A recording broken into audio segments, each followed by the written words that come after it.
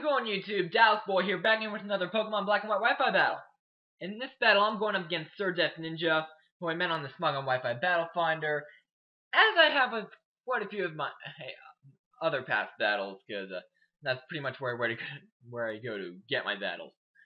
But anyways, I was looking for a UU match, trying to test out this gimmick I have, a certain gimmick I have in my team. He accepted, and the following is pretty much what happened. So, looking at teams, I can see that he's running quite a few physical guys. I mean, there's Darmanitan, there's supposedly Nidoqueen, there's Electivire, and there's Ambipom, who are all physical.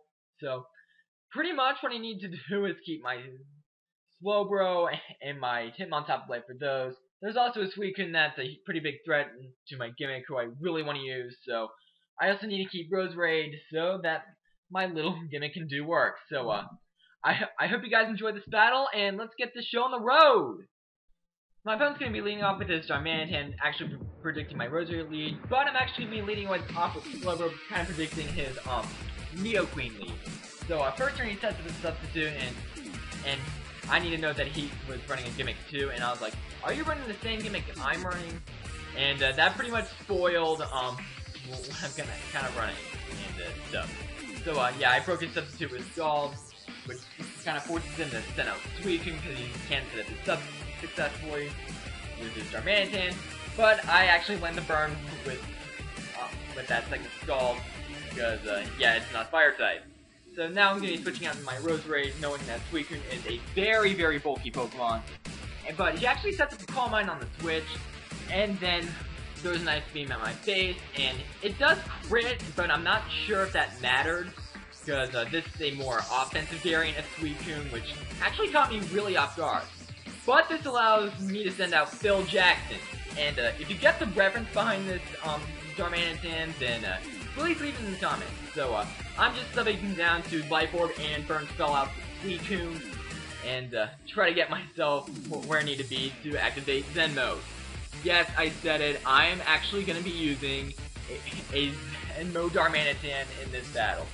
But he's 2 for 2 for Hydro Pumps, but he actually dies to Life Orb Recoil and Burn damage, and then my Zen Mode does in fact activate. But now Electivire comes out, and I know that the Earthquake is painstakingly obvious, so I'm going to be switching out into my Hitmontop just to get the Intimidate off. And I tank the Earthquake very nicely, he's -1 and I'm a physically defensive Hitmontop. Now he's going to be sending out his Togekiss, and I'm actually going to predict that and double switch into my Snorlax, because that's pretty much the best thing that I have to take Togekiss hits and whatnot. So yeah. But now Ambipom comes in on a Body Slam, as I was trying to paralyze the Togekiss a little earlier, and then fakes me out and flinches me. And did you see that Oran Berry that Ambipom was holding a little earlier? Well, he actually told me that he was running a little gimmick of his own, which we are about to see here as I switch in my Slowbro on a switch route, trying to take a hit from this thing. And he takes away my leftovers, so this virtually leaves my Slowbro with no item, and that's the gimmick he was running. So, Ambipom U-turn, and out comes Togekiss once more, and I've actually predicted him to U-turn out, and so I went for the Thunder Wave. Unfortunately, I sniped his Togekiss. And then this leaves me with an opportunity to bring in Kobayashi, the Snorlax. And, yeah, I do think, and like I thought, I tanked that Air Slash very nicely. So, knowing that he's going to be, switching in his Darmanitan to eat a Body Slam, which actually crit. I don't know if that did matter or not, because Darmanitan's defenses, yeah, they aren't the best. So now he's going to be sending out his Electivire. Darmanitan goes down, so, pretty much rinse and repeat here, just sending him on top to take his hit.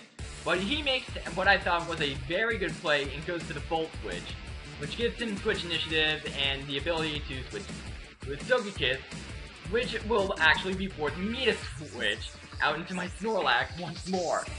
And Togekiss unfortunately gets paralyzed there, and yeah, keep the paralysis in mind, people, it's gonna be a little bit of a speed.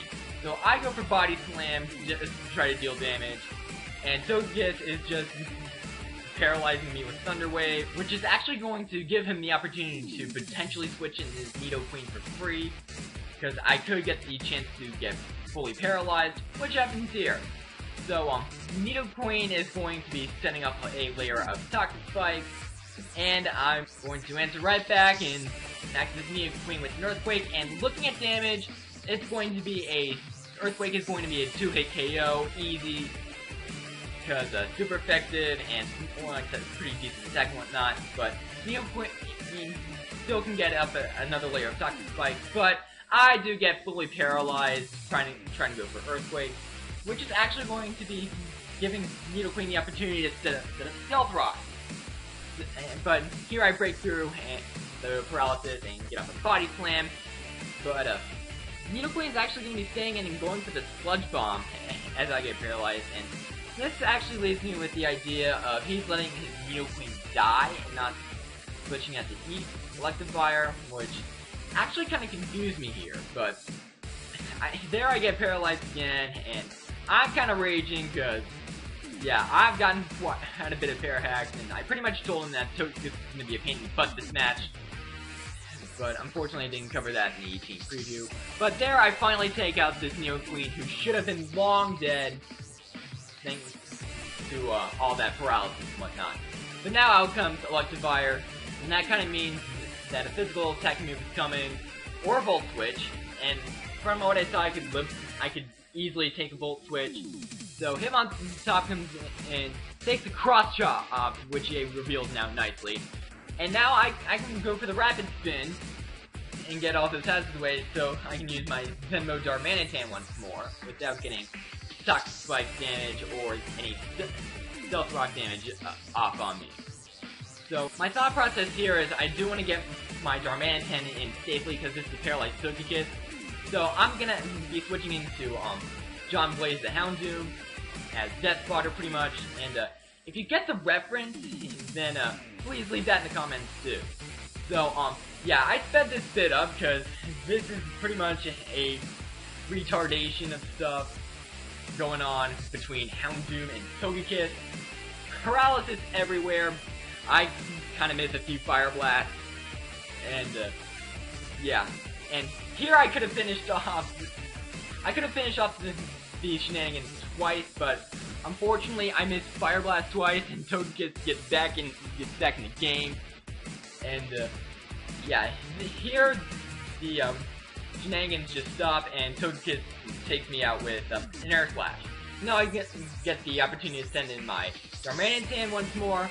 I set up a substitute as he's going for Thunder Wave, and this is virtually pretty much the beginning of the end. And there's a little name glitch, and I kind of slammed that on a misstab and whatnot, but that's not the point. Anyways, I slammed that Togekiss with a Crit Fire Blast. Don't know if that mattered because I do hold the Wise Glasses on this Darmanitan and whatnot. Fake Out from Ambit Palm doesn't break my sub, and Fire Blast is just going to destroy this Ambit Palm. And now his last Pokemon is his other Chico, Electivire, which will be using Earthquake on me. And even if he didn't go for Fake Out, then that would still have broke my sub. But I'll be going for the Fire Blast, and that will be the Psych Ace. He is actually going to be leaving the hit with 12 HP.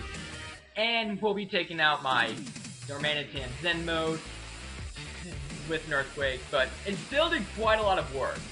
But now I'm going to be going into my Hypno on top to Sucker Punch, because I'm pretty sure that thing has only 4 attacking moves, and that will be the game. So, yeah, Zen Mode Darmanitan did quite a bit of work endgame, and this is the team it's pretty much built around. Spread some paralysis around with Snorlax and Slowbro, kind of in the early game. Have Darmanitan come in a little bit later in the game, and just pretty much fire off attack.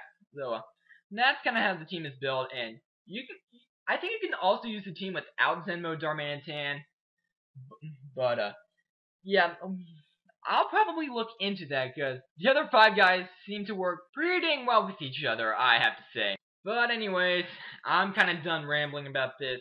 So good game, SirDeafNINJA, and rate, comment, subscribe, and I will see you guys next time!